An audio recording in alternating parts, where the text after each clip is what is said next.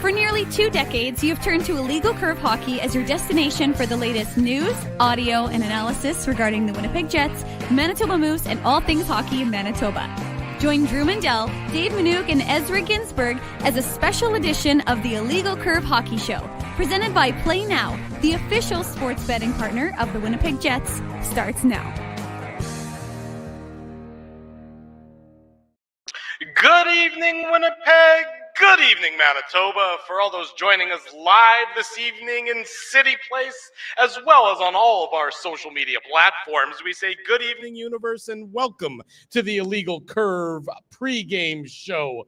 Along with Dave Manouk, along with Ezra Ginsburg, I'm your host, Drew Mandel, here for the next 90 minutes, getting you set for tonight's monumentally important Game 5 between the Winnipeg Jets and the St. Louis Blues. From a 2-0 lead to consternation among Winnipeg Jets fans, tonight's game is certainly a tipping point between the Jets and the Blues in this best-of-7 series.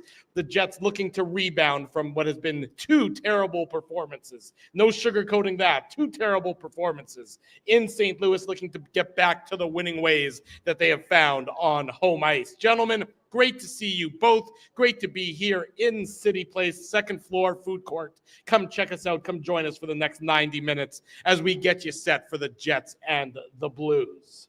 What's up, boys? As you mentioned, Drew, great to be back here at Cityplace Food Court, our home away from home. Obviously, Boston Pizza as well as our home away from home. And as you mentioned, this game is monumentally important. Some people are calling it a season-defining game. Some people are calling it a franchise-defining game. Whatever you want to call it, it's a huge game. Whoever wins tonight, there's a good chance that team will end up winning the series. Doesn't guarantee you're going to win the series. Right. And one thing that the Jets obviously have going for them tonight, boys, is no road team has won a game in this series yet, right? The only series that is the case. So obviously the whiteout crowd is going to be a huge boost for the Jets tonight, and they're going to be loud. But I have a feeling, Dave, that this crowd is going to be a little bit more nervous than they were in games 1 and 2. I think that's fair, Ezzy, but I also would have to say that I think the players are looking for that extra boost, and they're going to get it. And look, there's no bigger boost than adding number 13, Gabriel Velarde, to this lineup. And of course, we weren't expecting to see Nikolai Ehlers yesterday. The big attention was going to be on number 13 to see whether he was ready to go and was skating with his usual line mates along on that top line. Right. And then, of course, the extra bonus was seeing Nikolai Ehlers in a regular jersey, which I didn't take anything too much from that, of course, because he was skating on his own, but with strength and conditioning coach Jake Wolf. But seeing Gabriel Velarde return to the lineup, that's huge, of course. And so that to me is the focus. And that's why I think there's going to be such a big boost for this Jets club, because we've been talking about it for a while. And look, they didn't have Gabriel Velarde when they won those 2 games. So it's not all about him. But if you're looking for some way to kind of change the narrative around this team, you now have Gabriel Velarde, and Scott Arniel talked about it a little bit at morning media availability. He's talked about that idea of we look a little bit more than what we did look like before. Sure. With Alex Iafallo now going down into the Nikolai Ehlers spot, with Nino Niederreiter reuniting with that identity line of Adam Lowry and Mason Appleton. And the fourth line's been good, regardless of who's been on that. However it's been constructed, they've been good, consistent. So that to me is going to be the biggest kind of focus right now, boys, is first of all, how big an impact Gabriel Velarde has specifically on that power play, but also in the game throughout the course of the hockey. You're getting a top 6 forward back into your lineup. And it, of course, has been worth noting, and we've talked about it, that the Jets are without 2 top 6 forwards in this series, minus Velarde, minus Ehlers. Now you get one of those guys back. And this is a Winnipeg Jets team that certainly needs any sort of emotional lift, any sort of boost that they can get, given how the 2 games in St. Louis went. Just catastrophic. Well, we should be clear. The first period of the game 4 was very good. Would you not say? Yes, first period of game 4. Even the first 5 minutes of the second period. You're right. So the final 35 minutes of game 4. But most people have forgotten about the first 25 minutes, given how bad the last 35 was. So your Winnipeg Jets team, you need a boost however you can find it, wherever you can get it from. And, Gabe Velarde himself said, look, I'm not going to be Superman. I'm not going to be able to come in single-handedly, lift our team to heights, that they haven't seen before. What I'm going to do is I'm going to play my game. I'm going to be as effective as I can be. I'm going to be another option, another weapon, another just tool in the toolbox for Scott Arniel, for the Winnipeg Jets, for Kyle Connor and Mark Scheifele on that line. And to your point, Dave, everything else it does, the trickle-down effect of bringing Gabe Vilardi back into the lineup. Yeah, and we already mentioned the power play guys. Like, everybody knows the numbers. 2 for 12, 16%. The power play has to be better. I'm sure we're going to get into the special teams a little bit, along with, going over goaltending and the forward lines. And no shortage like of storylines to talk about ahead of this game. I was going to say an hour and a half might not be enough for the pregame show today, boys, but you're absolutely right, Drew. It's not just the power play. It's the pressure that he can take off of Scheifele and Connor themselves, and the pressure that they can take off the other two lines. And like Dave said, Nino Niederreiter obviously played the majority of the season with Adam Lowry and Mason Appleton. That's where he's best suited for in a third line role. And then obviously it makes a lot of sense that you move Alex Iafallo on the left side, but we can't get away from the lack of secondary scoring here, guys. Like, obviously Gabe Vilardi is going to help out that top line, and hopefully he's going to get a power play, preferably in the first period. But Nemesnikov, Perfetti, they've got to be better. Iafallo is now on that line, so that line's got to contribute. Obviously, no points for Nemesnikov or Niederreiter so far through 4 games, right? So they've got to be better.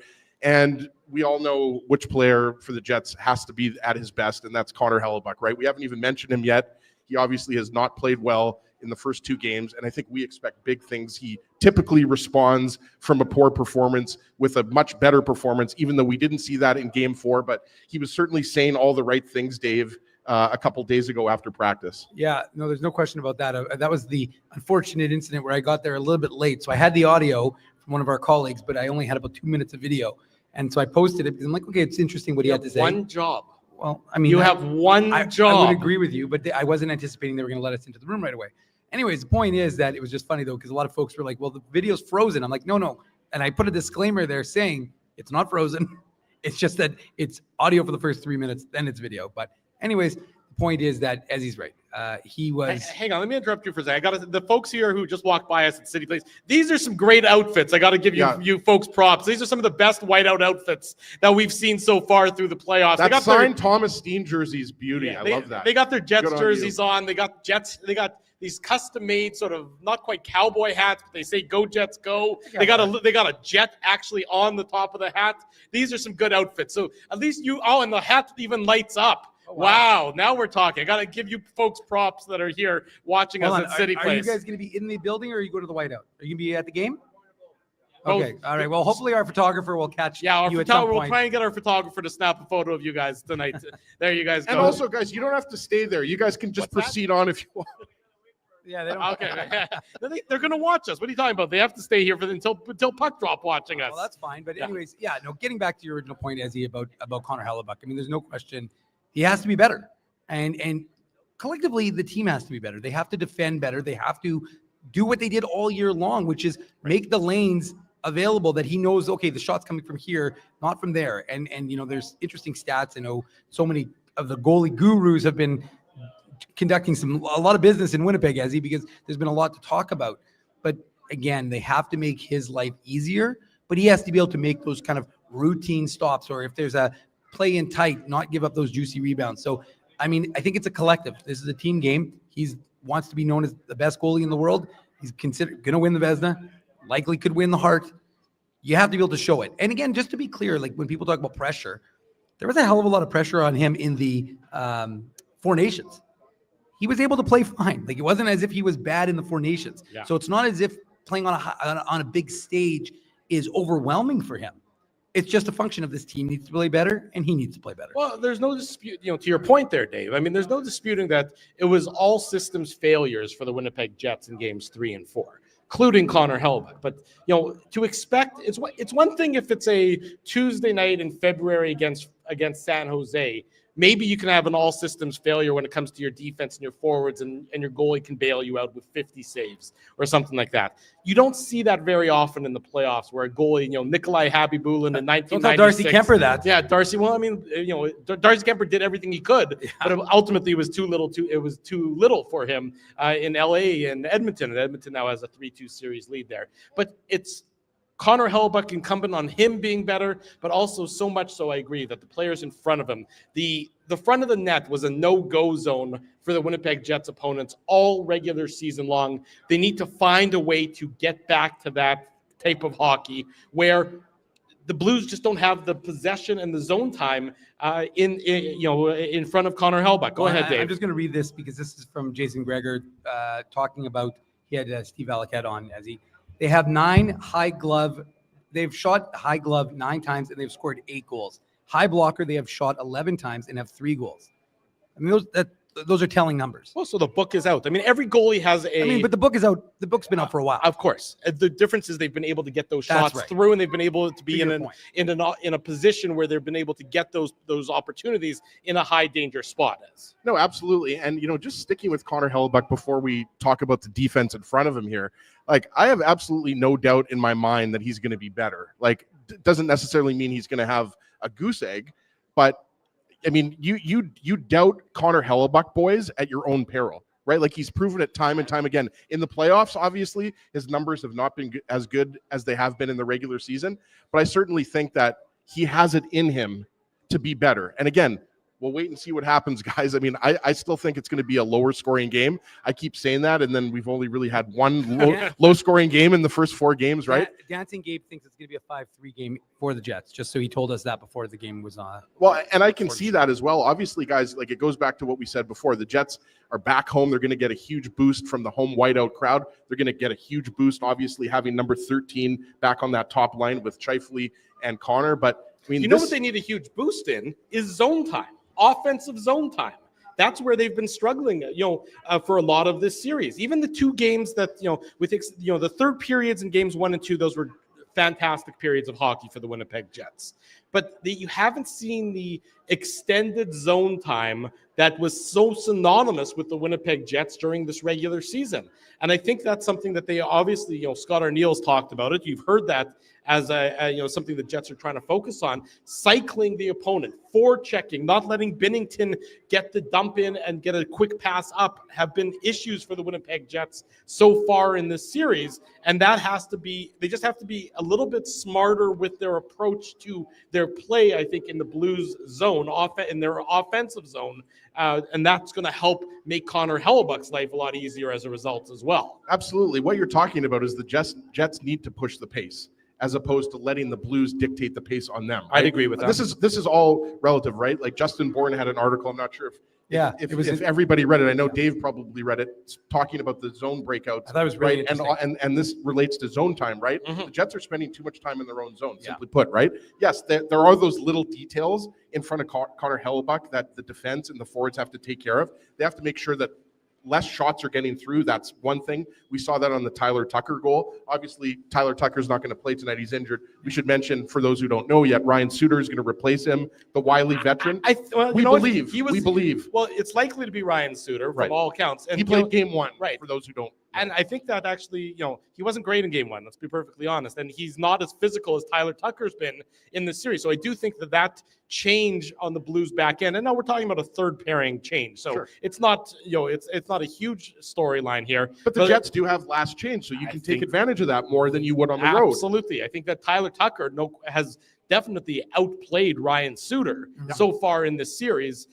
Suter only playing that 1 game, but Tucker was noticeable. Look, he had the game-winning goal in game 4, and he's got something like 12 or 14 body checks in the other games total. So he's been making an impact for the Blues, and now he's not an option for Jim Montgomery on the back end for tonight's game. Well, and it goes back to what we were talking about before, right, guys? Like, this being a possession game, a possession battle. Well, you also have to match the physicality, right? Like, this series is number 1 of the 8 series when you combine all the hits. Yeah. I think it's 350 hits or something like that? Like, it's ridiculous. It's obviously the type of hockey that we like. Braden Shen's number alone, is he? Yeah, no, absolutely. I mean, the Shen brothers combined. There's a reason why Braden Shen keeps taking maintenance days. But the Jets, to our point, they have to be better breaking out of their own zone. They have to be better at sustaining more pressure. And again, sustaining pressure is something you hear ad nauseum on hockey broadcasts. But it's, to Drew's point, you have to have these waves of offense that we haven't seen enough of. We've seen little spurts.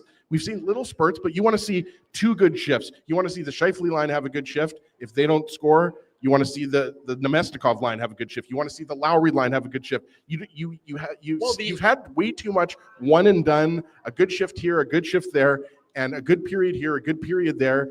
They need to go back to the type of hockey they were playing when they beat St. Louis in early April, when they beat Dallas on the road, when they beat Vegas on the road, when they put together a 60-minute complete effort where they were playing their type of hockey the whole way, not just one period, not just two periods, the whole way. And that's the type of effort I expect from the Jets. I really do. Again, we have no idea what's going to happen here tonight, right? That's why they play the games. But I think the Jets know how high the stakes are. You heard Cole Perfetti talking about it earlier today. Yeah. You heard Niederreiter talking about today. They know the importance of this game. They know they have to be better. That's what you've heard all week long from the Jets, that they know it's not just the top line, it's not just the second line. This is going to be a team game, because thus far through 4 games, the Blues, let's be honest, have been playing a better team game. Well, you talk about extended zone time and shifts in the opponent's zone.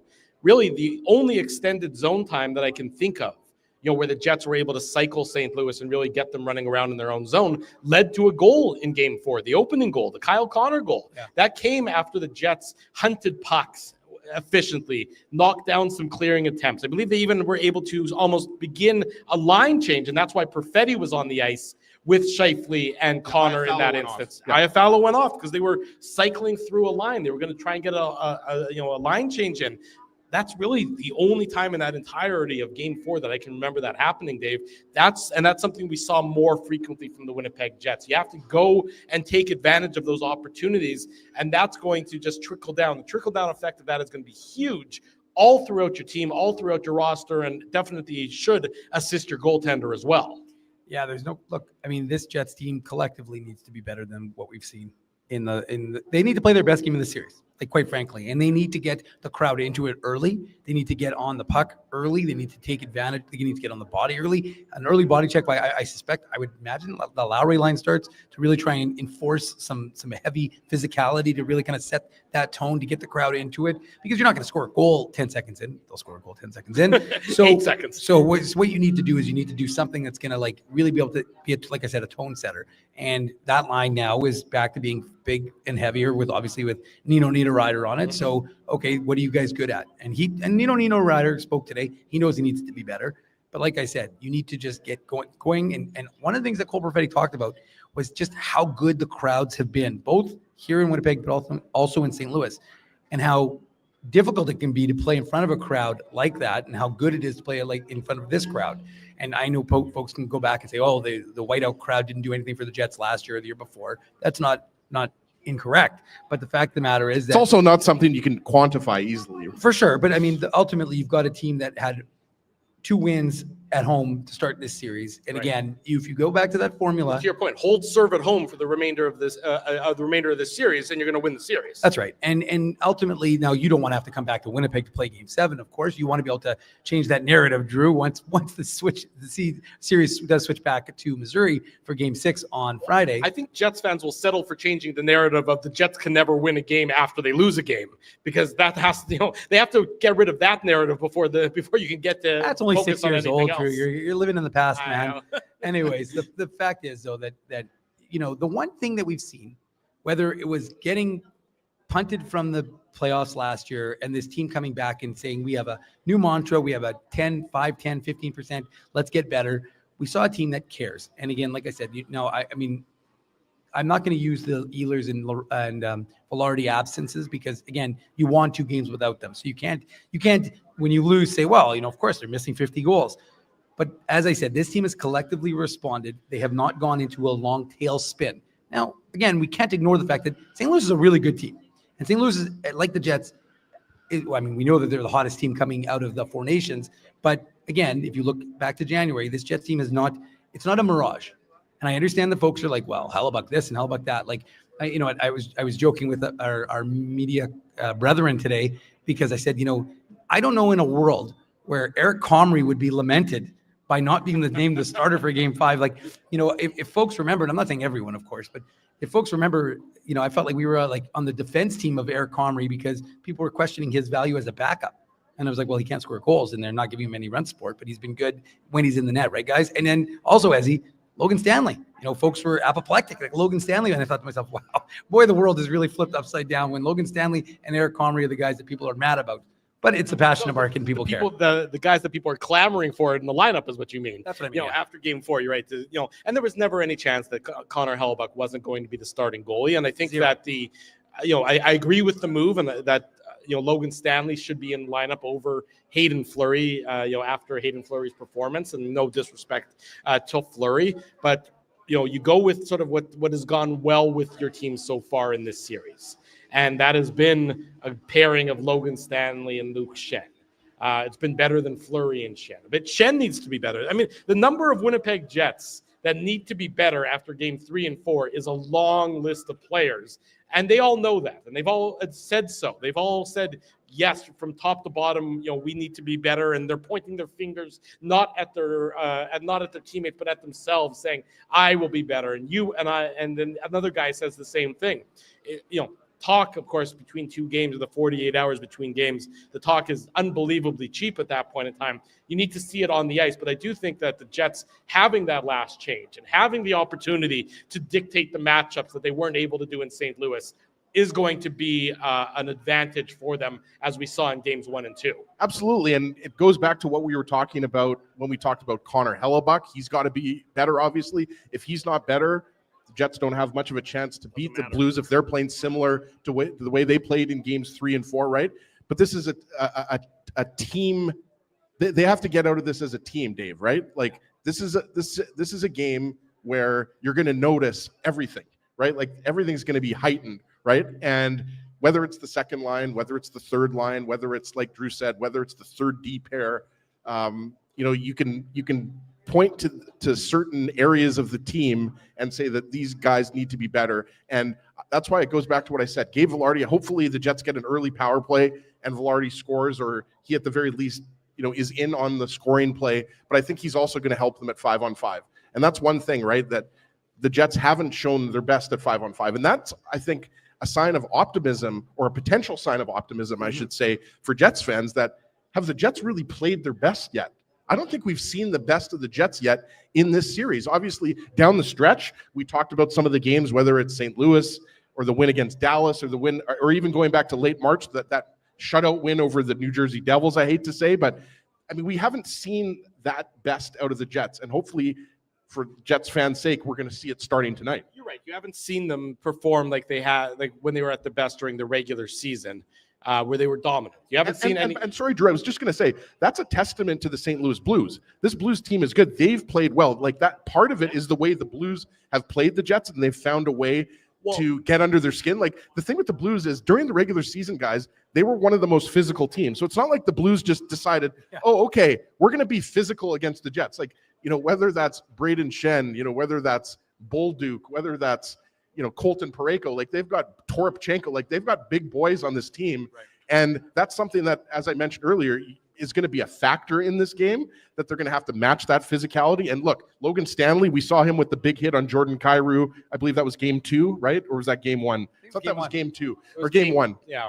But one of the home games. But you'd like to see like a guy like Logan Stanley have that type of impact. Yeah. Doesn't mean he has to have a Dustin Byfuglien type of hit, Dave, but he's in the lineup for a reason. And it's not to score goals, right? It's to play a physical brand of hockey. I want to see the Jets dictate the flow of the game, which is something that we've really only seen in the 2 third periods on a home ice, Dave.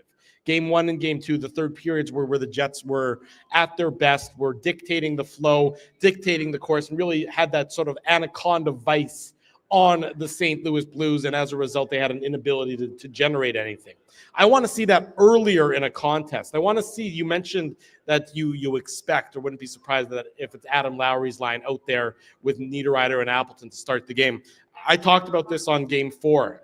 Adam Lowry, to me, again, not necessarily on the score sheet, because that would be unexpected. You can't rely on him to all of a sudden become an offensive dynamo. But you can ask him to make his presence better known. And he has been, in my books, AWOL through a lot of the first 4 games. So he is a guy that I'm looking to set the tone for the Jets early on in this contest. Again, lay a body check. prove that you're not going to get bullied by the Blues. Because frankly, I think the Blues have bullied the Winnipeg Jets a little bit through the first 4 games, especially the games in St. Louis, where the Jets wilted in the face of the Blues' physicality. Well, I mean, look, what are we talking about with this Jets team is that they're deep and they can roll 4 lines at you. So, I mean, that's one of the things you're going to have to see. I agree with you, Drew. I mean, Adam Lowry, and I wonder how much that Braden Shen hit when he just got, I think it was in game 2. And by the way, to Chris, thanks to Chris in the chat, confirmed the Logan Stanley hit was, in fact, in game 2. The games tend to blend together a little bit at this stage. Well, guys, when there's 5 days between games, that tends to happen. If they both blend together and we're so old that we forget at the same time. It's a real difficult combination. Oh, no, we're definitely going senile for sure. two games in 8 days, it'll do that to you. You forget those games that were weeks ago. Right. Not necessarily weeks. But anyways, so yeah, I mean, look, you want to see that Adam Lowry is going to be able to set that tone. And that's why I said I would be surprised if he doesn't start, because I think you want to kind of do that. They're your heaviest line. They're the ones who are going to make that kind of impact. If they go with Scheifele, they go with Scheifele. We'll see. I mean, again, that's the beauty of having last change, is that you can get the matchups you want. And in this series, that's been critical, because I think that look, Jim Montgomery is a heck of a good coach. And so he is able to adjust, and I would say he's out-coaching Scott Arniel so far. Again, like I said, we'll see. But I mean, again, I want to do the post-mortem when the series is over. We'll be able to decide that. But for me, I again, like I said, any coach who can take over a team with 2 months to go in the season, and make, as Jeremy Rutherford told us on our show 6 weeks ago, make the kind of adjustments that he did, have the team buy in the way that he did, and then, of course, have the team go on the run that they did. That guy's a hell of a good coach. So you have to credit what he's doing, and whether he makes a season-long adjustment or an in-series adjustment. To your point, Drew, that is one of the things that Scott Arniel is going to have to also adjust. And that's one of the things he talked about. He said, when he was asked today, he said, by Mike McIntyre of the Winnipeg Free Press, would you have preferred that this series started, kind of with more regularity? Because that's one of the things that Cole Perfetti talked about. He wishes they were playing every second game. Sure. It's not easy for players who've been programmed to play 3 and 4 nights, 4 and 6 nights, 6 and 8, to all of a sudden get no games in the span of 8 days. Right. And one of the things that Scott Arniel was talking about was the fact that he said, look, the advantage, he said, I would have said this after game 2, but now after game 4, where we are now at a 2-2 series, I appreciate having a little more time to game plan. So he would, of course, elaborate on what those changes are going to be. For us, he didn't want to show his hand, as he. Right. But the point is that the expectation I would have is that you will see adjustments that this team has made to be able to get that type of zone time that they weren't getting the last couple of games. And some of those matchups, I was going to say, Drew, and I don't have the exact shift by shift numbers to support this here, but in games 1 and 2, we saw a lot of number 1 line versus number 1 line, right? We saw the Scheifele line against the Blues top line of Robert Thomas, Buchnevich, and Snuggerud. Jake Neighbors was on there a little bit, but Thomas. So game 1, Neighbors was up there, and Snuggerud was on the second line. Then they flipped for game 2 and onwards. Does Scott Arniel tonight, guys, want the Scheifele line to be matched up more against Oscar Sundquist, Texier, and Bolduc? I think the simple answer would be yes to that, right? You certainly don't want them up against the Braden Shen line with Kyrou and Neighbors. That line's been great. So are you going to see more of the Lowry, Niederreiter, Appleton line up against that top line? These are the types of, line combinations, matchups within a game where Arniel has the advantage now that he can get those preferable matchups, right? That's what I'm looking at, because I think you can make a strong argument that the Thomas Buchnevich, Snuggerud line has outplayed the Scheifele, Connor, Iafallo, now Scheifele, Connor, Velarde line. And that's why I think Velarde is going to help this out here. And again, we could go up and down the lineup and we could say, well, the Jets' second line has been outplayed by the Shen, Kyrou, Neighbors line. Well, that's obvious because that line hasn't produced a lot of offense without the exception of Cole Perfetti, right, guys? So, I mean, these are all things to keep in mind. And obviously, we're expecting Scott Arniel to exploit some of those better matchups. Tyler Tucker, as mentioned, isn't going to be in the lineup. Ryan Suter, we expect to be on that third pair. So hopefully you can get, the top line, the second line against that bottom D pair at certain times in the game, right, Dave? It doesn't always work out like that. But, I mean, this game is going to be hotly contested. I don't think there's any reason to believe that, this is going to be a one-sided game. Not to say that the Jets can't win this game 4-1 or 5-2. I'm not saying that. But I think it's going to be We've seen 4 games of this hockey. You don't expect to see St. Louis do to Winnipeg what they did during games 3 and 4. No, and I mean, Winnipeg obviously has the ability. We saw that in the first period where they can dictate the play. They have the more shot attempts. They have the more high danger chances, everything like that, right? But I mean, I think what we've seen, guys, is this is going to be battles all over the ice. You know, you have to tie up a stick. I mean, we're seeing in game 4, we saw pucks off of, Neil Pionk's butt and pucks off of skates and everything like that. Obviously, Dave mentioned earlier, all the tip goals, like the Jets have to respond to what the type of hockey the St. Louis Blues have been playing and play their type of hockey and get some greasy goals as well. It'll be important. The game time is about an hour and a half away. I know what they say, but it's probably closer to an hour and 45 minutes away. We're live. This is the Illegal Curve pregame show. We're here at Cityplace, second floor, food court. Jets fans walking all around us, grabbing a bite to eat, grabbing a drink, getting ready to head into the arena, getting ready for game 5 between the Jets and the Blues. Our good friend from the Athletic, Morad Tesh, is walking towards us. Morad is looking handsome. He is very looking well handsome. dressed. I was going to say, Dave, you should take some lessons from Morad for when it comes to dressing for the press What are you talking box. about? Dave's looking sharp too. I would knock this suit, Drew. Okay. In any event, It's $1,000 suit. we'll take our first commercial break, and when we come back, more Jets and Blues talk, this time with Morad Tesh as our guest. It is, what day is it? It's Wednesday, isn't it? Okay, Wednesday, we're pregame show before the Jets and the Blues. Drew Mandel, Dave Minuk, Ezra Ginsburg. We're live at Cityplace, second floor, here for the Jets and the Blues, the Illegal Curve pregame show. We want to thank you for not betting with Play Now and choosing our illegal gambling sites instead. Because we couldn't afford things like this without your money. So much of your money. Now you might have questions like, Do our profits benefit your community? No. Or bet with Play Now, Manitoba's local legal and secure gambling site. Dining, entertainment, parking, and convenience, all in one spot. Cityplace is located in the heart of downtown Winnipeg, attached to the Canada Life Centre. Whether you're working, living, or out for a night in the downtown, make Cityplace your go-to destination before or after the fun finds you. Lunchtime, game time, anytime, visit Cityplace at 333 St. Mary Avenue, next to Canada Life Centre.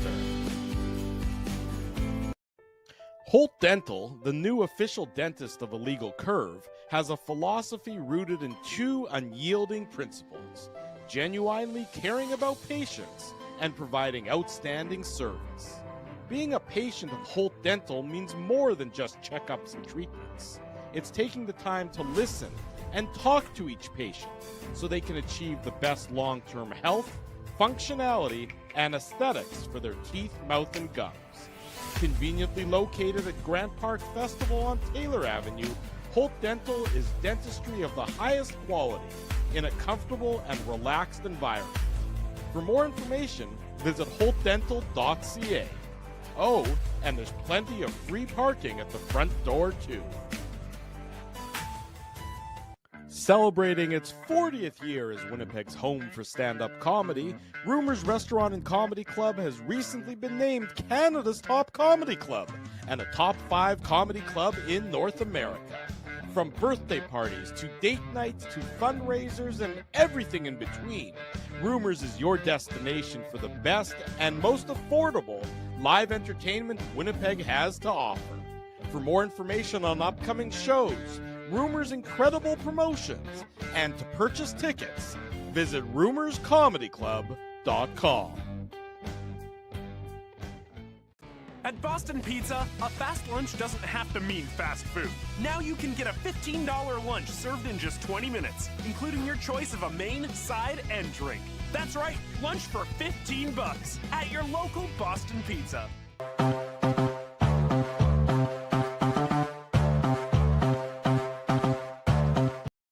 The clock has struck 7 p.m. Welcome back to the Illegal Curve pregame show. Drew Mandel, Ezra Ginsburg, Dave Minuk, and from The Athletic, our good friend Morad Tesh joining us on the program. The Illegal Curve pregame show. The Jets and the Blues, Game 5, getting underway in about an hour and 40 minutes, hour 45, somewhere closer to the 8:45, 8:50 mark. Tonight, we're here right now in Cityplace. Come join us. Lots going on. Food options galore, drink options galore. If you're downtown, if you're within earshot, welcome. This is the Illegal Curve pregame show. Morad, nice to see you. We were saying that is one fine suit, and I have to say it even looks better close up than it did from a distance away. Yeah, the Illegal Curve cameras are flattering to me, and I appreciate that you went with my $100,000 rider on the lighting and all that. No problem. We know what it takes to get a celeb of your caliber on the program. So we appreciate your time. Obviously, massive game. I mean, it's an understatement, especially given the way games 3 and 4 went from the Winnipeg Jets perspective. What are you looking for? What's sort of the one item you're going to be keeping an eye on maybe early in tonight's game to give you some confidence or give you some evidence that what happened in games 3 and 4 is now beyond the Winnipeg Jets and it is now a whole new series, albeit best of 3 instead of best of 7? For me, I guess the broadest stroke, I kind of have a broad stroke answer and a specific answer. The broad stroke is survive the first 5 minutes. Even in the 2 games that Winnipeg won, I think St. Louis had the better start, and there was a degree of pulling the game out and sticking to it, and the resilience that the Jets have shown when they've been at their best. So if they can get through what I perceive to be a St. Louis storm early, and it's 0-0 or 1-1 or something winnable from there, I think the Jets are a wagon when they're up. I think that they're one of the best teams at playing with a lead. So I think that getting through that is the broadest stroke, most important thing. And then just on the most specific thing I can think of is Winnipeg has success in its D zone when it traps teams in the corners. In games 3 and 4, St. Louis came up with a couple of new wrinkles to get the pucks to the point with time and space, with lanes crowded by their own players. And I think that Winnipeg has spent a couple of days looking at how are they going to take that time and space away. So if St. Louis has time and rain at the points, that's going to be a problem. If not, that means Winnipeg's figured some things out. Let me ask you this. You're talking about the Jets weathering the storm.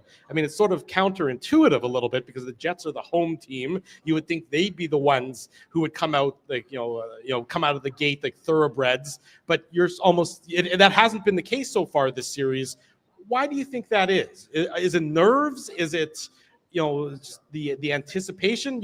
We saw what St. Louis has done to the Jets both on the road and at home early in the games. Why do you think the Jets haven't been able to match that energy at puck drop? That's a great question, and I wish I had a better answer. But after 4 games of even when Winnipeg has done well, there have been really great Blues chances within the first couple of minutes. I'm just preparing myself for more of the same. I don't know if that's Jim Montgomery having a couple of extra plans early on, but there have been moments of either Jets giveaway or breakouts starting with everybody in position behind the St. Louis Blues net, and you think Winnipeg should have it sorted out, and yet they don't. There's a chance that gets created. Robert Thomas has had a couple of those off of clean breakouts that I'm just thinking St. Louis seems to arrive to these things better prepared. Rod, recently in The Athletic, you had an article about 5 Jets players that need to step up, which obviously you probably could have included the entire team right after games 3 and 4. But one of the taxi squad, what the hell's the taxi squad doing? Yeah, exactly. Parker Ford's got to be better for the Jets in game 5, right? But Vladislav Nemestikov is one guy that I wanted to ask you about because we all know that the second line has not been good, not just in games 3 and 4. I think you would agree that through the totality of this series, the second line has left more to be desired, maybe with the exception of Cole Perfetti, who maybe you think his performance in game 4 was maybe a little bit more promising. We're not going to get into the goal, but I mean, what does a good game look like for Vladislav Nemestikov? Because obviously this team needs him to produce more offense, along with the rest of the second line. Iafallo's in there as well now. Yeah, I would say I like what they've done defensively. I think Vladislav Nemestikov is a really hard-working player. He's a tenacious player. He makes a lot of high effort, but yet somehow quiet plays in his own zone that help get Winnipeg up the ice. But he is not an elite finisher. His touch around the net isn't the stuff of Winnipeg's star players. So what stands out in memory is the fact that he has only 3 shots on goal, 5 shot attempts, no points. And there's a lot of moments where you think, hey, this could be a break, and the play sort of offensively dies on his stick. For me, Alex Iafallo, that's a nice little bit of a chemistry upgrade to that line. Cole Perfetti might not be fair. You're 23 years old. This is your first full season, your first full playoffs, all that sort of stuff. But you almost have to drive that bus and make sure the puck ends up in the net. All right. Well, I'm going to ask you about Gabriel Velarde. He hasn't played a lot in quite some time. So, we saw him make the change, of course, from the yellow non-contact to the regular jersey. And it didn't seem like there was going to be any question from Scott Arniel as to whether he'd be right back on that top line. Are you surprised that they're not easing him back? As Scott Arniel told us, when he's cleared, so he's ready to go. So what kind of impact, I guess, is the question I have for you, Morad, do you expect from a guy who has been off for as long as he has been? Yeah, I mean, it was an upper body injury, so he's been able to get his feet under him for a little while. His hands have been amazing in practice. Even when he wasn't taking hits, even when he wasn't shooting full bore, his hands are as fast as they've ever been. So maybe first and foremost, I expect a power play impact, get the Jets to the power play. I think of him as the quarterback of that power play, to be honest. Scheifele maybe snaps it to him, and then he's got all the options that he picks from. And I think he can do that whatever physical state that he's in. I also think that his upper body injury may have been the sort where, recurrence is an issue. And I think that they waited to an extent where they're ready to say this guy can take hits and be his full self. And that's why he's going straight to the top line. And they're not trying to baby him in.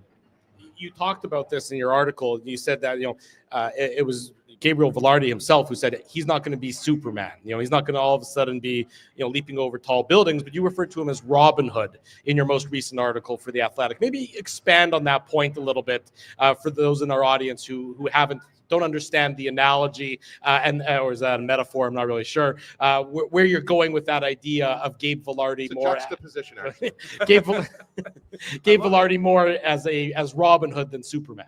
I was oddly too proud of that line, and that you picked up on it makes me happy. So thank you very much. I think that we can start with the Superman thing. He said it himself. Right. He doesn't need to be Superman. And that's a fact. He doesn't need to go in there and do things that are beyond him. He just needs to play his own game. Mm-hmm. For me, one of the best things about having Velarde back is the trickle down, is that it moves Alex Iafallo to a place where I think he can have more success on the second line. And maybe even more importantly, it reunites Niederreiter, Lowry, and Appleton on that third line. That's been one of the best shutdown lines in the league this year. And for me, what's happening there is that it's redistributing Winnipeg's biggest wealth, biggest luxury is all these middle six forwards that play a hard game, that can get the puck to the dirty areas. Winnipeg's depth tends to be better than most other teams. This snaps the lines back into place where they can actually exploit that. And that's why I say he's Robin Hood, redistributing all of that middle six wealth. Sorry, just so I didn't realize this is the Illegal Curve Socialist show at the same time here, yeah. But that's okay. Morad Tesh of The Athletic is our guest. We are live here at Cityplace prior to Game 5 between the Jets and the Blues. This is the Illegal Curve pregame show. Yeah, obviously we haven't spoken about Connor Hellebuyck yet, and everybody knows his numbers: 11 goals in 2 games in St. Louis. I mean, I almost deep sigh from Ezra Ginsburg. Well, there. no, I mean, I got emotional. I mean, I'm not as worried, I think, as some other people are. And obviously, you follow what's going on in social media. You talk to people. There were some people that were calling for Eric Comrie to start Game 5, which I think you would agree is maybe absurd, or at the very least partly absurd, based on the season he's had and based on the seasons he's put together over the last 3 or 4 years. But if Connor Hellebuyck does blank, how are we going to know that he's going to have a good game early on in this game? If he makes a couple of 10-bell saves, like, what are you looking for early on? Because obviously games 3 and 4 went completely south for him. Yeah, it's tough when the best goalie in the world has given up an average of slightly over 4 goals per game over his last 3 playoffs. That is tough. And for me, it's so interesting because along the way, he does make 10-bell saves. If he robs somebody tonight, I'm not going to say this is fixed, this is over. Sure. Like, for me, a lot of the issues happen through traffic. Winnipeg's net front defense is letting bodies through the crease and into the slot at some tough times. There's a bit of puck luck involved as well, but St. Louis has clearly done their homework and they know what worked for Colorado, what worked for Vegas, all of this sort of stuff. I think that even if, as I do, I believe that Connor Hellebuyck is the best that there is, at some point you get rattled by all the goals going in behind you. And I've seen some video studies. I also worked with Jesse Granger at on a piece at The Athletic.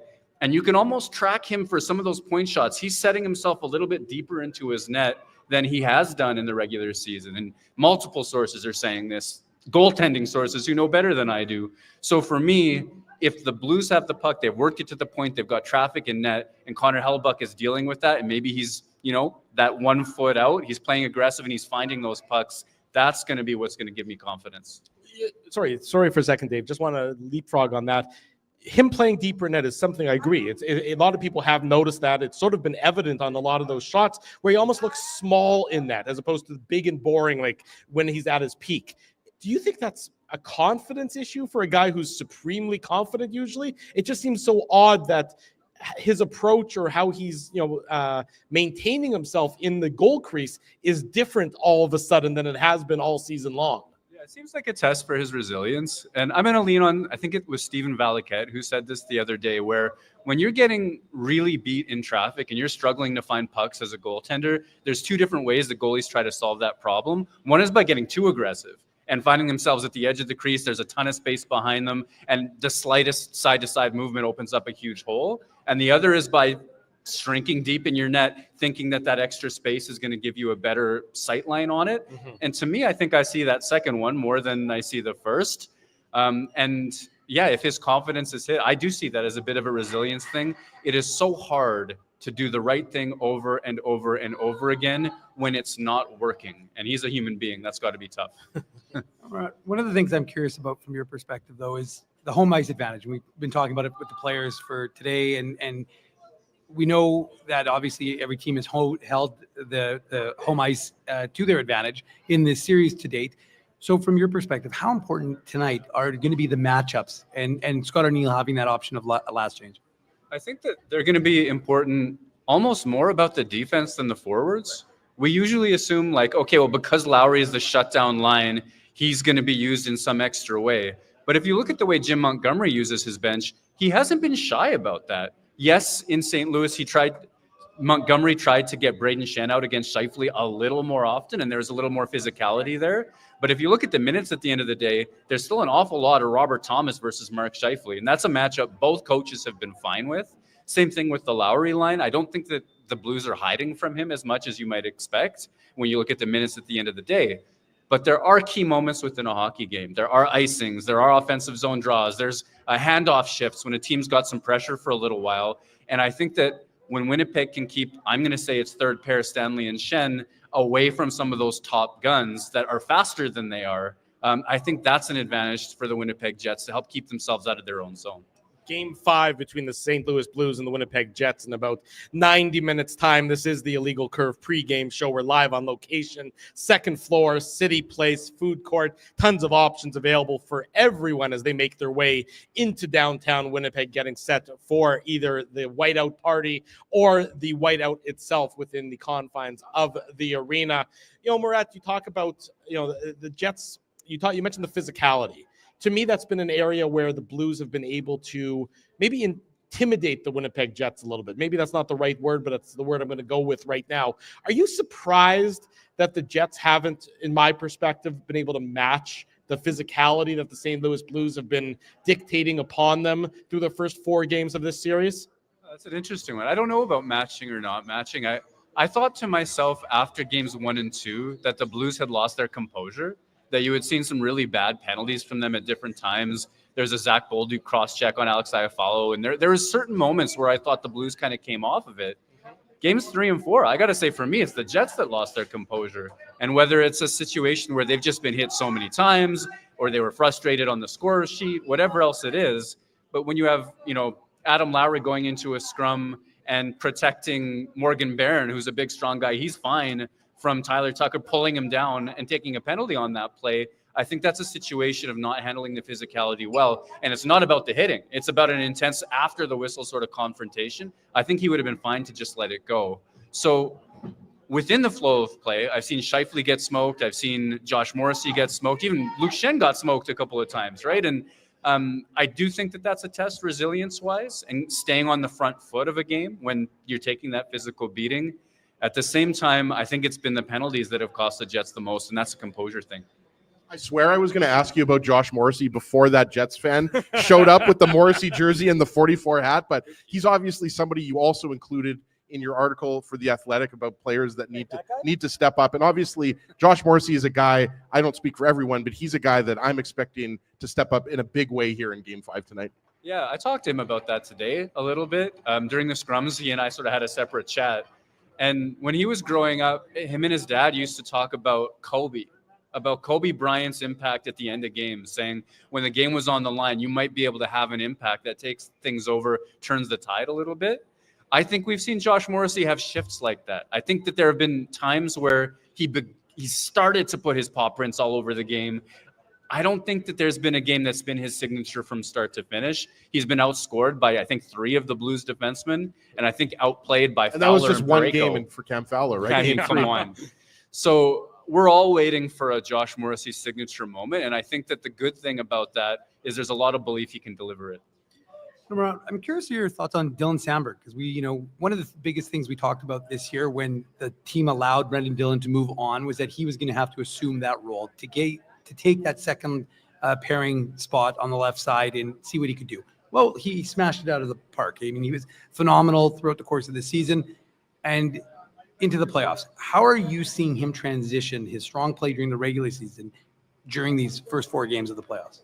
I think overall he's been really good, and he's been a real stabilizing force in the top 4, something that you'd be pleased with if you're looking at the year-over-year development. I've found some moments where maybe he seemed a bit nervous to me. Game 1, for sure, early on, I thought Samberg was one of the players that was a bit slower to get his feet about him. In Game 4, on the play where Connor Hellebuyck lays his paddle down and he tries to stop Braden Shen from cutting across the ice after the Lowry penalty, Samberg blows a tire, and you don't like to see that. That helps create Shen's time and space to finish that play off. Overall, though, I think that he's been particularly strong. I think that he and Pionk are the best version of that as well. When DeMello was sick and Luke Shen stepped up, I don't think that worked particularly well. So he is not flawless through 4 games, but I think that he's been everything you want from a top 4 defenseman overall. Well, to your point there, there's been almost no Winnipeg Jets players who have been flawless through the first 4 games. Does that maybe give the Jets a little bit of confidence in saying, look, we haven't really played all that well. There's been spurts. We played the third periods at home pretty well. But for the most part, St. Louis has done a pretty good job controlling the flow of a lot of these games. Do the Winnipeg Jets maybe use that as solace in saying, hey, we haven't played our best, yet it's a 2-all series, best of 3, we're on home ice? I know that, you're sort of alluding to that in some of the comments the last couple of days, but do you think that, in that dressing room, they're saying, look, we have another level to go still, and we're in an okay position given where we are at tied at 2 games apiece? Yeah, I understand that concept completely, and they have been pointing to that. They say, well, we know we can be better, we've been better, and when we play the right way, we're actually controlling chunks of these games so that there is another place where they can get to. At the same time, for me, when I listen to these, elite athletes talk, they have to use whatever is at hand. If it's a home game, great. We're one of the best home teams in the NHL. If this had been a road game, great. We're one of the best road game teams in the NHL. You use what you have. And I think that that's one thing the Jets are pointing at, because they know and they can see that level that they could get to. And so they are trying to frame it as it gives them solace and confidence that say, hey, as long as we do what we know that we can do, we should be able to win 2 out of these 3 games. This might seem like an obvious question for you, but how important do you think the special teams battle is going to be in these last 2 to 3 games? Because obviously the Jets power play, we all know the numbers, 2 for 12 through 4 games. To me, the Jets were a completely different team when their power play was at 32 to 35%, right? So for you, how important is them, if not getting a power play goal, making sure that the power play at the very least is looking better and getting some looks? Obviously, Cole Perfetti did have a goal, let's be honest, last game on the power play, but how important is that PP for you? Yeah, it's interesting. It's cruising at 16.7%, which is half of what it flirted with most of the regular season. That's obviously not good enough. If you include Cole Perfetti's goal, which probably did cross the line, it would be 25%. And even that's not the standard that they've set so far. So for me, that's why we're talking about Gabriel Velarde's return as an awfully big deal, and the amount of chances really dangerous chances that he can create when he's out there. I think they can get by without Velarde or without Ehlers on that top power play. Without both of them was kind of tough. And then it's just in terms of its overall importance, there have been moments in this series where the referees can't help themselves. Like where the penalties are build up for one team and you're thinking, well, geez, that was a soft call. And then there's a makeup call that goes the other way. Please see the Adam Lowry roughing penalty, right? Well, yeah, I mean, that would not necessarily get called in a whole bunch of situations, but because of other calls that they've made, they feel like they've got to and even things out. I have a different opinion on that. I don't agree with a lot of... That's a shocker. Yeah. I don't agree with a lot of the calls that the officials have made for both teams. But I think that the standard has been relatively consistent. Is it too whistle happy from my perspective? Yes. But they've been, anytime there's been any post-whistle shenanigans, they've been fairly consistent of grabbing one player and saying, you're going to be penalized as a result. So the standard is too low from my perspective, but at least it's consistent from game to game to game to game. And I think it's incumbent on the players to adjust and not engage in those post-whistle shenanigans. Make better choices, avoid shenanigans. I mean, I'm a big fan of shenanigans in my personal life, but just not in the on-ice aspect of the game. There we go. Well, Morad, I'm curious about the idea of fragility. I mean, do you think there is that to be taken into account for today's game? If they give up an early goal, I mean, again, this team has been so good about leaving what happened in the past, good or bad, whether it's a win or a loss. They've had the mantra this year. We don't talk about it. They enjoy it for that night. The next day, they're already moving on to and their focus has always been laser focus, right? When we tried to jump ahead of I think it was the last game of the year was against Anaheim. We were trying to talk about game one. Scott Arniel, nope, we're talking about this. And even smaller than that, they talk about period. So do you think that there's any cause for concern? Like, okay, they don't have that, you said have that good start for the first 5 minutes and then you can kind of weather the storm. But what happens if they don't? What do you see from this team? And again, I'm not asking you to predict exactly what's going to happen, but how do you see this team's ability to kind of bounce back from something that doesn't go their way? Well, coming out of game one, you would have thought, geez, this is the playoff proof that the resilience they've worked on all season long is there when the moments are the biggest. Mm-hmm. They pulled that game out. They made the comeback that they needed. And the last teams that have beaten St. Louis when the Blues were heading into the third period tied or leading, all three of them are Winnipeg, right? Like that's an impressive accomplishment. And the Jets were riding that high, and that was wonderful for them. If you're only looking at games 3 and 4, you can see some bad habits emerge when the Jets start chasing games. And some of them, okay, well, you can blame a bounce, you can blame the goalie, you can blame whatever else it is. Towards the end of these games, you're seeing some of the bad habits creep out where maybe it's Kyle Connor not back checking all the way because they're hoping to get a puck the other way, and I don't really want to pick on him because he's driven the bus offensively. I don't think that he's one of those guys that I'm leaning on too much. But at the same time, when you see star players come off their habits, and when you see the Jets end up letting a small lead become a big one in games 3 and 4, you start to wonder, well, hey, despite the way that they've really correctly identified this problem to compartmentalize and do one thing at a time, it's still a work in progress. A few more for you. Morad Tesh, our guest. He, of course, writes about the Winnipeg Jets for The Athletic. We encourage everybody to get a subscription if you don't already have one to get more insight into what Morad brings to the table on a regular basis. Let me ask you from the St. Louis perspective. Ryan Suter's back in the lineup. Tyler Tucker out of the lineup due to injury. He's played games 2, 3, and 4, and he's been a physical force. He had the game-winning goal in game 4. From the Jets' perspective, with no Tucker and now Suter back in there, do you think that is advantageous for the Winnipeg Jets potentially? I mean, theoretically, only in that St. Louis had the choice and they chose Tucker. But I think that towards the end of the roster, like that position is the answer from the Jets' perspective, and honestly from mine too, is Winnipeg needs to worry about itself more than the depth defenseman on the St. Louis Blues. Credit to Suter for his lifelong experience, and maybe that is an edge in some form or shape, but I think Winnipeg has to be its own edge. It's not a fleet of foot third pairing defense for both teams, to be frankly. Stanley and Shen, not fleet of foot, and Leddy and Ryan Suter. I mean, Suter's definitely lost a step over his career at whatever 1,500 games or whatever he's played now. Yeah, it's one of those matchups matter about the defense moments, I think. Just sticking with matchups, I know we talked about a little bit about it earlier, but what's the kind of a matchup that you're going to be keen on for tonight's game? I know that it's hard to kind of nail it down to one, but for me, it was kind of seeing who Scott Arniel wants to match up the Scheifele line against, because we saw a lot of top line versus top line in the first 2 home games. Yeah, I think you'll see more top line versus top line. I think that it's a situation where you've got to believe in Scheifele and Connor and Velarde now to win that matchup. Let your best players be your best players. If they outplay the top line, that's going to help put you on the front foot. Similarly, Lowry is going to get a lot of that assignment as well. So in a way, for me, I'm actually looking at that second line saying, well, if there's 2 lines on the Blues you got to worry about the most, maybe you can keep Nemesnikov and Iafallo and Perfetti away from those guys, exploit some of the bottom 6, and maybe this is the night that they break through offensively, because Winnipeg so obviously needs secondary scoring.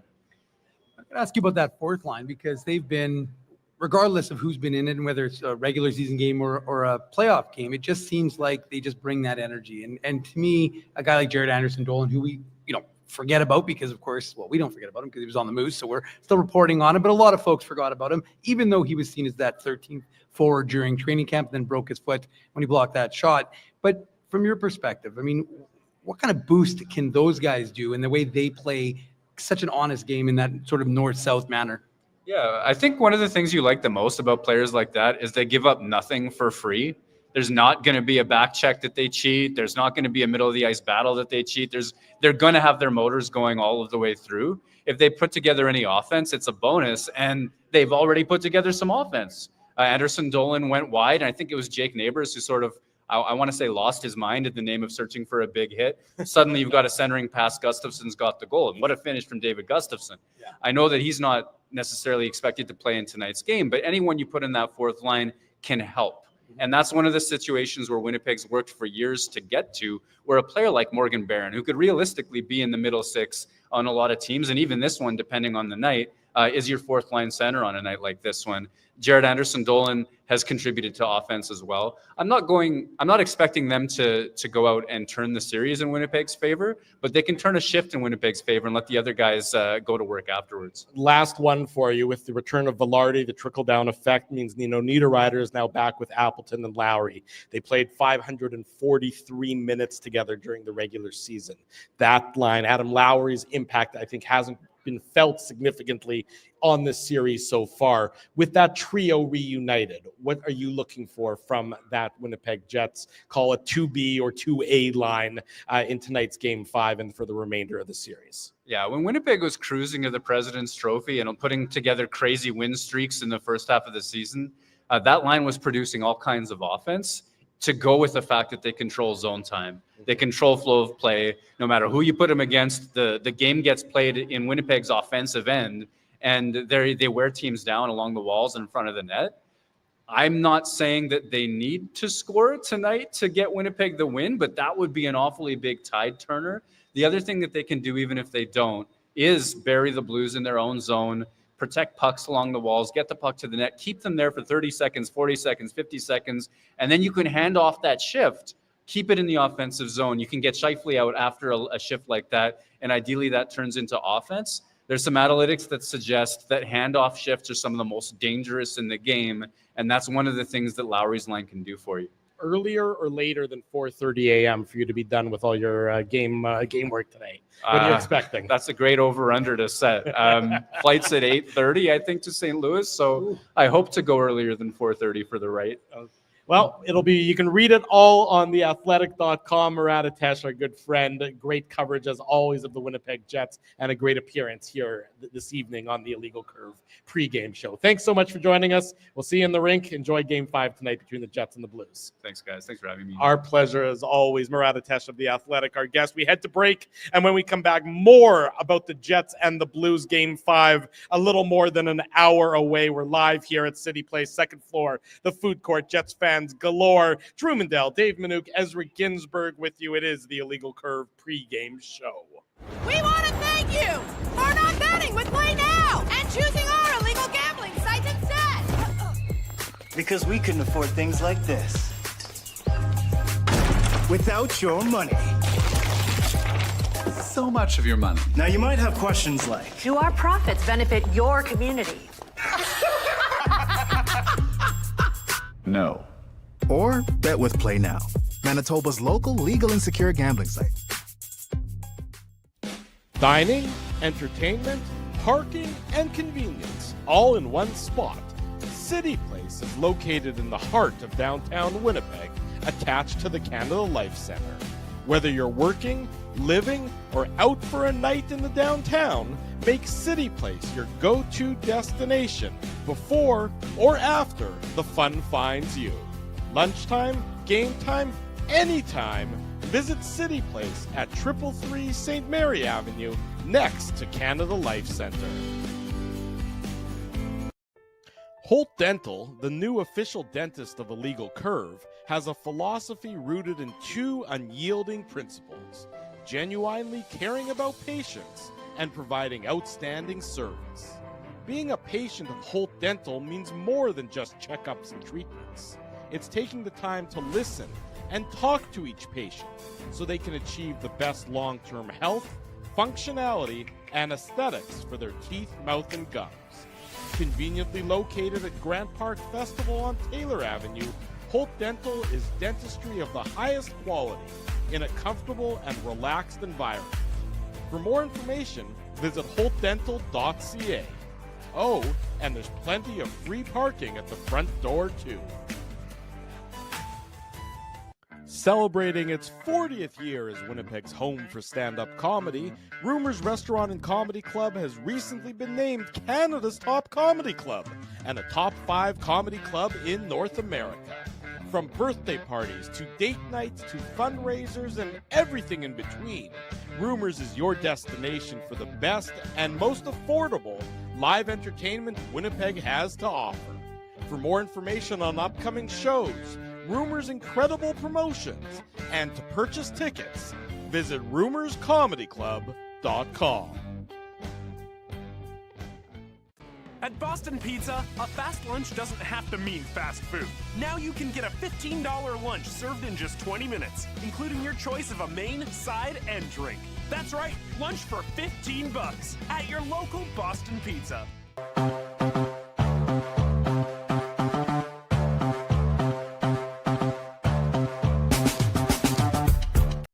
Welcome back to Cityplace and the Illegal Curve pregame show. Of course, all those joining us live online on our YouTube channel. We remind everybody after tonight's game, win or lose, like we have done all season long, the Illegal Curve post-game show.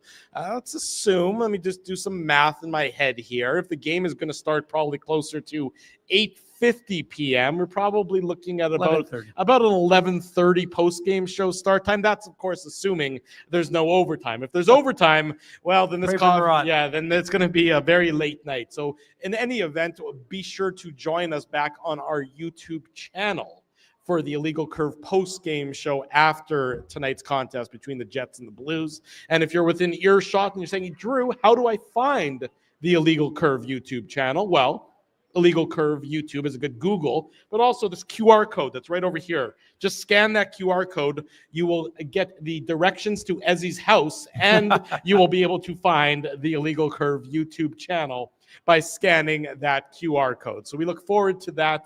See, it works. I know. It works. There you go. Look at us go. It's an active QR code. I know. It's look at us using technology to our advantage. So we'll do that after the game tonight, and then of course we'll do it after the game 6 on Friday. Time to be determined. We don't know when that's going to be.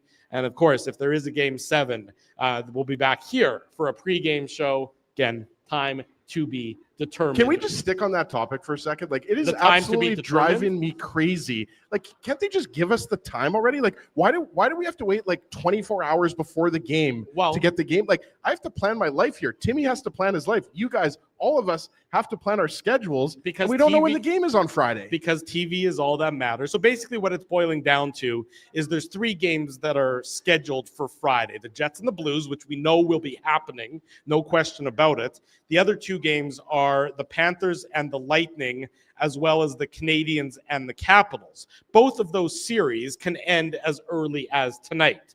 Washington's up 2-0. Washington's up 2-0 on Montreal. So it looks like that series might end tonight. and Florida and Tampa are 2-2 at the start of the second period.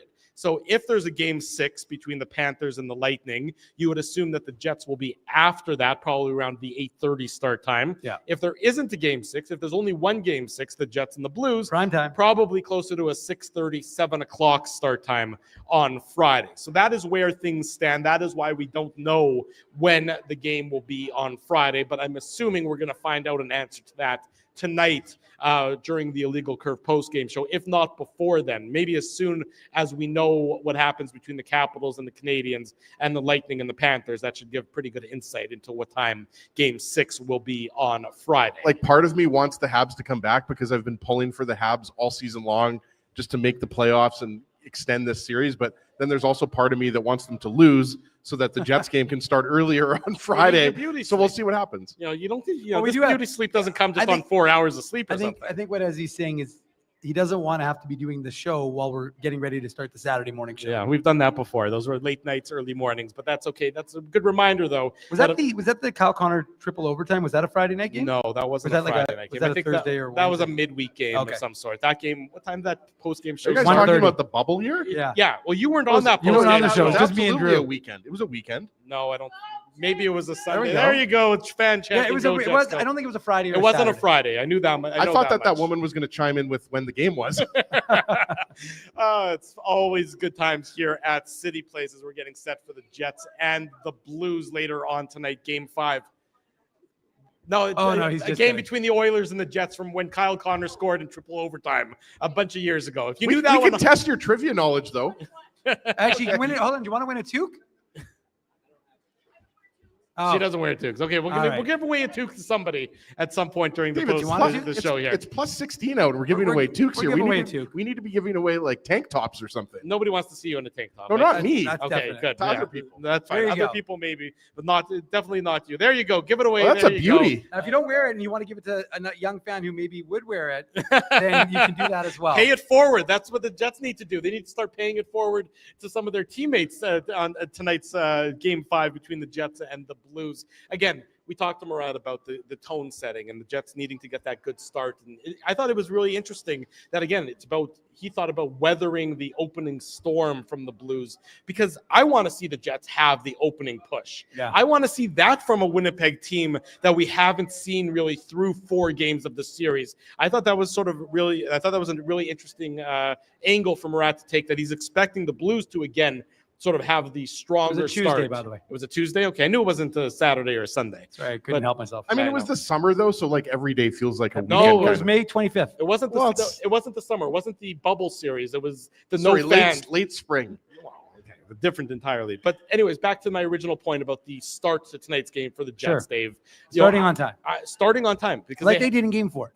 Yeah, Game 4 was. You skipped me there, didn't you? Because I got that got trivia dis- question wrong. You That's got why. you got distracted too easily, so I wanted to go to Dave. That dog has a puppy tail. There you go. I want to see the Jets take it to St. Louis through the first few minutes. You need to do what you can as quickly as you can to wipe the memories of the 2 games in St. Louis. And the Jets, to me, are a team that's probably got doubts in their head.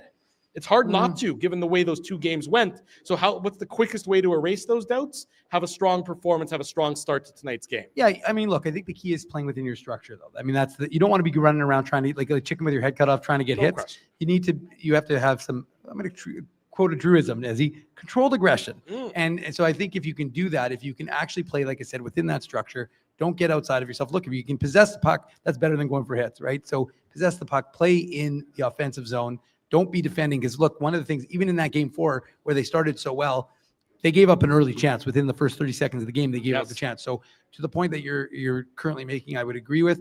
You have to take it to them. You have to kind of set the tone, get that crowd in it. Like I said, if it ends up being a big hit, then so be it. If it ends up being an early chance on Jordan Binnington, and one of the other things I saw that I thought was interesting, we're talking about goaltending and not giving advantages.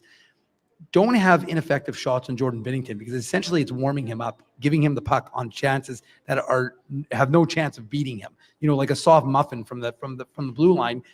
Now I'm hungry for a muffin. Well, there's lots of places around here at Cityplace that you can get a muffin, Drew. But we're going to start calling Drew the Muffin Man. But the fact of the matter is, it's been called worse things than Muffin Man. It's true. But the fact of the matter is Laura that used to call me Pumpernickel. Well, that's a whole nother topic for a whole nother show. But why did she call you Pumpernickel? I knew that was going to get that was her nickname for me for the longest time. But like, where did that come from? I don't know. You'd have to ask her that. You do like pumpernickel bread? I don't. Oh, you don't? No. Okay. Sourdough. I feel like I've seen you. She could have called me sourdough. That would have been a lot more apropos. A lot more apropos. I agree. You're a focaccia guy. Ezzy, you're just white bread, Ezzy. No, I'm city rye, thick cut city rye all the way, baby. Okay. The illegal curve sandwiches on city rye, thick cut breads. That's what I like. Hello, gentlemen. I should have known better. But anyways, look, that to me is the key for this Jets team. Is like I said, just going out, playing that way. Easy over there, Pumpernickel. Setting that tone, getting all of these fans in here excited. And, it's going to be, the building's going to be rocking regardless. Mm-hmm. But again, obviously, if you can get some early enthusiasm. Well, if that nervous energy can turn to excitable energy, because I do feel a sense of nervousness. I think people are justifiably. People. I think meant the players. Not the players. I'm not about the people. I'm talking about the vibe checks. Are all the rage nowadays. Murat's a big vibe guy. Murat's a big vibe guy, and if you're a Winnipeg Jets fan right now, your vibes, I think justifiably are filled with nerves. You've seen what happened to this team. Do I look nervous? Well, I mean, you're not. I'm not a fan. You're not a do you fan. look fan? Do I look? I was trying to channel my inner Jordan Binnington. Yeah, we appreciate that, but in any event, there you go. Somebody's putting the fire behind Dave's head. That's appropriate. Love it. There you go. Can't do the show without there being a fire behind Dave's head. That's very funny. Very much. Yeah. But Ezzy, how about that? See, now I'm upset I gave away the toque because I should have given the toque to that sort of effort. Yes, somebody who brought a fire behind your head. Back. Go chase down that lady.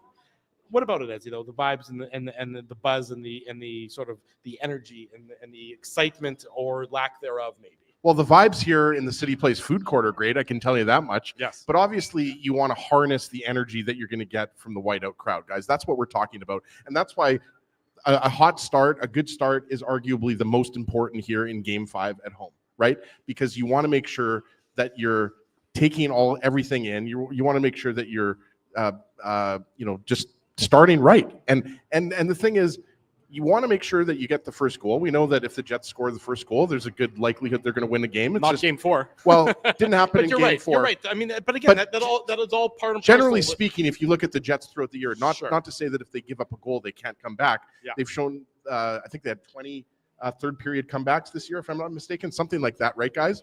But I think when you talk about this game, I still want to see the Jets play a consistent brand of hockey from start to finish. Sure. And I don't think we've seen that yet in the first 4 games. So yes, Dave, the start is important. Yeah. You want to make sure that you're doing everything right. And you make a good point earlier, Dave, when you say you want to make sure that you're not just going out there and hitting everything. You want to make sure it's with a purpose. Yeah. Right. You want to make sure that it's part of establishing a forecheck and establishing that puck pressure that we've talked about. That's what we want to see. And I think it is going to happen. And obviously we don't know what's going to happen in tonight's game, but I obviously think that the Jets are going to benefit from having the whiteout crowd behind them. How can you not? It's the loudest fans in the entire league, right, guys? So you got to harness that energy and obviously not turn into Kevin Nealon from Happy Gilmore, as Dave is thinking about. I know Dave too well to know that he was thinking of that Kevin Nealon speech in Happy Gilmore. But I mean, it's important, and the Jets have to make sure that they're getting contributions from all lines, not necessarily goals, but they have to make sure that they're getting consecutive shifts. We talked about it, that waves of pressure that we've seen all season long. But yeah, I mean, it's definitely something to keep an eye on, because I think with the exception of the first period in Game 4, the starts haven't been good. So, the Jets just have to make sure they come out with another good start like they did in Game 4. To me, and then they'll win the game in the series. That's a bold statement. That's a confident approach there from Mr. Ginsburg for sure.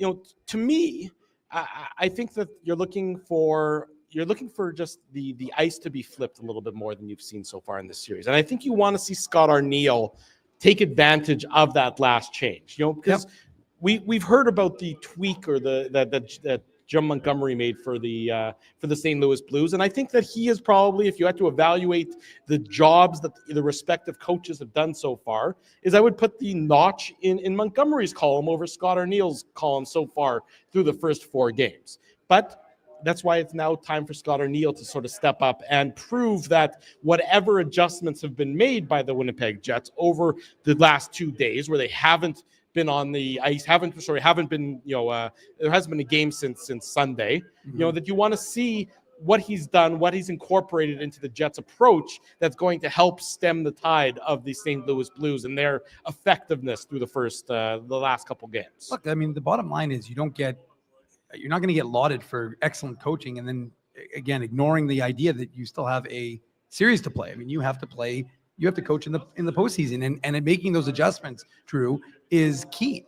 And that's why you're absolutely right. Like Jim Montgomery, like I said, he is an excellent coach. Yeah, he is. And so he has made adjustments, and we're going to see what Scott Arniel has spent the last 2 days doing, because again, he wasn't wanting to make us privy to his inner thoughts and the inner plannings of the coaching staff. We of course watched him this morning at Canada Life, and yesterday it was not so much. It was just a come and chit chat. Some of the Gabe Velarde was on the ice with the extras, who were officially recalled. We should make mention of that. All but Parker Ford, who's still working his way back in now that has his cast off. But the fact of the matter is that, this is incumbent on him to get those matchups that he wants, to be able to get those D pairings out against certain Blues forward groups, and again, to use your forward groups against certain D pairings. And so, and again, whether he needs to make adjustments in game, like that's obviously also the key. It's not just about tapping on the line and saying, okay, well, it's your turn to go out, your turn to go out. It's kind of like when you watch the equipment staff, they got their hands on the hockey sticks in the, during the play, and they're waiting. It's kind of like, almost looks like a guy playing piano, right? Because it's kind of have to have that control. Okay, this guy's got the puck, this guy's got the puck. Same for a coach. You have to kind of get a feel for the strings of the players, and you're pulling on those strings. Again, you don't want to overcoach them, but you have to be able to recognize things that are happening. And of course, Scott Arniel has a long history of experience both as a player and a coach. Right. So I expect him to be able to do it. And we're going to see whether that's going to be put to the test in today's game. Well, the Jets have to do two things. They have to make life more difficult for Jordan Binnington. More traffic, to your point about, for sure, fewer just gimme shots. And at the same time, they have to, eliminate his puck handling from being a factor in this game. Because anytime you have a goalie back there, and we know that Binnington's a better puck handler than Connor Hellebuyck is. We've seen that at play. And that's one, by the way, Drew, that's one of the things that has been talked about is stop giving him those easy pucks to Nino Niederreiter talked about that today. You can't establish your forecheck. Right, because you're just getting it in. To your point, he is such a good stick handler that he ends up being able to just break up whatever your opportunity you're trying to create for yourself. Right. It's one pass and it's out. I mean, the Jets, if you put the puck on his stick on the dump in, it's out before you can even have a chance to establish the forecheck that has been so important for the Winnipeg Jets this season. Right, and we always talk about this with establishing the forecheck. The reason why that's so important is because it establishes zone time and leads to offense. Right. It's not just because you want to have a pretty-looking forecheck, right? Like this is the whole point. You keep it away from Jordan Binnington. You get the puck. You're able to have those low to high plays, and that's something that I want to see more from the Jets is those low to high plays. Because again, there's not enough ice out there to see odd man rush after odd man rush. I would be surprised if in tonight's game there's more than one or two odd man rushes, right? St. Louis is too good defensively and too diligent with their matchups to turn this into a rush chance game. This isn't Vegas. No. Vegas is a rush chance team. The Jets, against weaker opponents can be, but St. Louis has been so on their marks that the Jets' success, when they've had it, has come largely on the forecheck and turnovers in the blue zone. Well, and to your point, Drew, I think I read that Philip Broberg and Justin Falk haven't been on the ice for a 5-on-5 goal against. Like, that's crazy. Like, that's the second D pair for the Blues, and we're 4 games into the series, and they haven't been on the ice for a 5-on-5 goal against, right? So obviously you want to have a little bit more success against that line. You want to put some more physicality on that line. They're a line that can obviously move the puck. Broberg's been obviously a nice fit coming over for Edmonton, right, guys? But it goes back to what we talked about with the possession game, right? And making sure that you're getting enough zone time to create offense, use your speed, hopefully have shift after shift of successful zone time. And, hopefully that'll lead to, goals early on in the game and throughout for the Jets. But it's, it's a very, they've got to play better. I mean, it's simple as that. It goes back to like the last 2 games haven't been good enough, and so you have to be better from puck drop to the end of the game. This team needs to. This is a must-win game. This is more of a must-win than any other game that we've talked about all year long. Period. I would agree with that, because if you lose tonight's game, I don't think you're coming back for Game 7. I mean, I just don't see the way St. Louis plays at home. You're probably not. Right. I just don't see the Jets going into St. Louis after losing 3 consecutive games and then being able to beat St. Louis in St. Louis. You know, really see the Jets losing 4 in a row? If they lose tonight, yeah. If they lose tonight, I mean, I think they'll just be shell-shocked to some extent. I mean, I think that they will. I mean, I guess to some extent, maybe it's the manner in which they lose. Right, of course. Well, we talked about that earlier in the show. If it's a demolition, right, then I can understand your point. If I it's still think if it's a 2-1 game in overtime, it's still going to be hard. I mean, that's why this game is so important. You need to see the performance. The last 2 nights have been so concerning to me. The last 2 games has been so concerning to me that, you know, it's hard to dig yourself out of that psychological hole if it becomes a 3rd straight game.